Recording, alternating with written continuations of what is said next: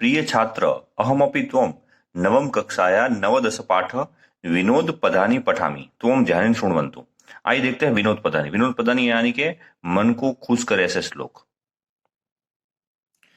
उसमें पहला श्लोक है क कंस जगान कुष्ण का शीतल वाहिनी गंगा के दार पोषण रता क बलवंत न बाध्यते सीता।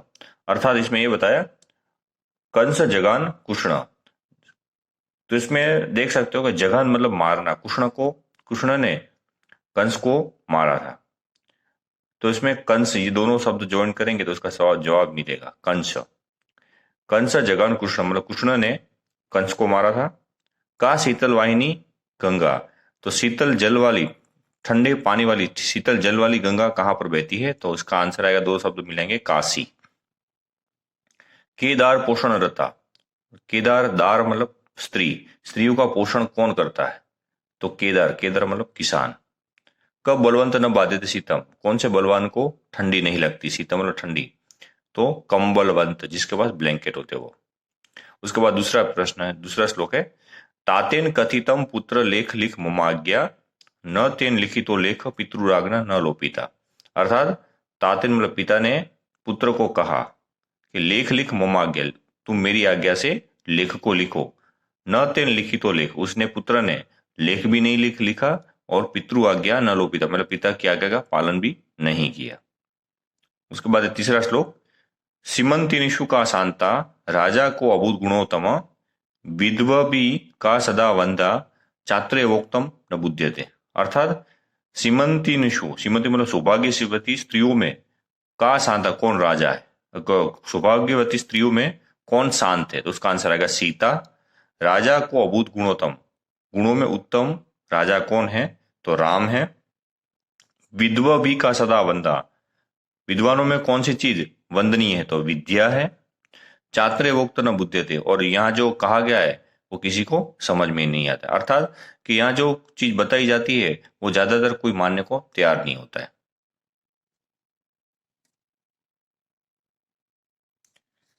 उसके बाद चौथा श्लोक है व्रजंती पद्मानी कदा विकासम प्रिया गते भर्तरी किम करोति रात्रोच्च नित्य विरातुरा का। तो ये जो तीनों जो प्रश्न दिए गए उसके आंसर है पहले का व्रजंती पद्मानी कदा विकासम, मतलब पद्मानी मतलब कमल, कदा मतलब कब, और विकास मतलब खिलते हैं, तो कमल कब खिलते हैं, तो सूर्योदय उसका आंसर है। प्रिया गते भर्तरी किम करोति, प्रिया मतलब पति के मरने पर पत्नी, भर्ती मतलब भर्तरी मतलब पत्नी क्या करती है, तो उसका आंसर आएगा रोदीती। रात्रोच नित्य विरातुरा का रात्रि के समय दुखी कौन होता है, तो चक्रवाकी बर्ड, जो चक्रवाकी बर्ड होता है वो दुखी होती है। तो इस तरह इसे तीनों प्रश्नों के उत्तर यहाँ दिए गए। उसके बाद है पांचवा श्लोक जो महत्वपूर्ण भी नहीं है लेकिन देख लो, अदो नकार परतो नकार मध्य नकार हतो दकार एवं नकार त्रय संयुक्तस्य का दान शक्ति खलु नंदनस्य। अब इसके अंदर नंदन शब्द कैसा बना उसके अंदर ये पूरा बताया, जैसे कि अदो नकार आगे भी न है, परतो नकार अंत में लास्ट में भी न है, और मध्य नकारण हतो दकार, और मध्य न के साथ द जॉइंट है, तो ये नंदन शब्द बनेगा। ये तीन नकारों से जो शब्द बना हुआ है वो नंदन है। और इसमें पूछा कि क्या दान शक्ति खलु नंदन, तो ये क्या दान करने की शक्ति नंद राजा में थी, तो इसी तरह ये बनाया गया, तो नंदन शब्द से ये पूरा बनाया गया। छठा श्लोक है एकोनविंशति स्त्रिय स्नानार्थम सरयुगता विसंति पुनरयातम एको व्याघ्रण पक्षिता।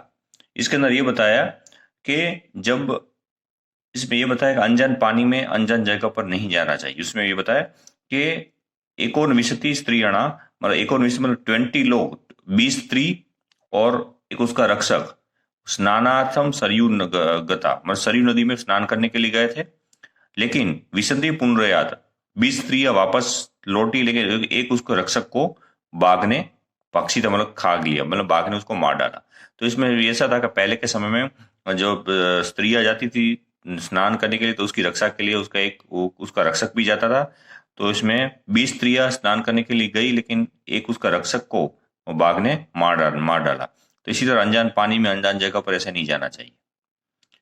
7वां श्लोक है, तुरो अहम प्रथम हित्वा चरो अस्मि मध्यम विना आधम मध्यांतिक युक्तम को भवानी बदतु हो।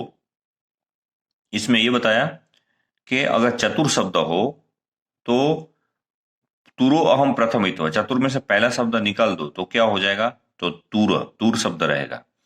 और चरो शब्द अस्मि मध्यम विना, अगर चतुर में से बीच का शब्द निकाल दो तो वो चर शब्द बन रहेगा।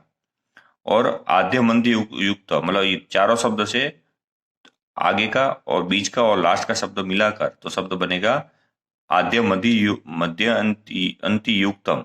तो क भवामी बतू, तो कौन सा शब्द बनेगा वो बताइए, तो चतुर शब्द बनेगा। तो इसी तरह ये मीनिंगलेस है ज्यादातर, तो इसमें ये चतुर शब्द कैसे बनता है उसके बारे में ही बताया गया।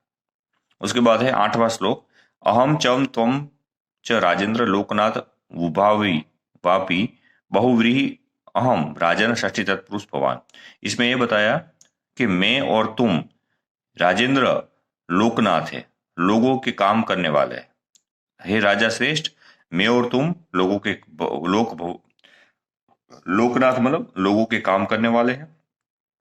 बहुव्री अहम, मैं बहुव्री समास हूं और तुम षष्ठी तत्पुरुष समास की तरह। तो इस श्लोक में अंदर भी समास को लेकर बनाया गया है। तो यहाँ आपका चैप्टर के जो श्लोक है अच्छी तरह से नोटबुक में लिख ले, उसको याद भी कर ले, तो यहाँ आपके श्लोक खत्म होते हैं।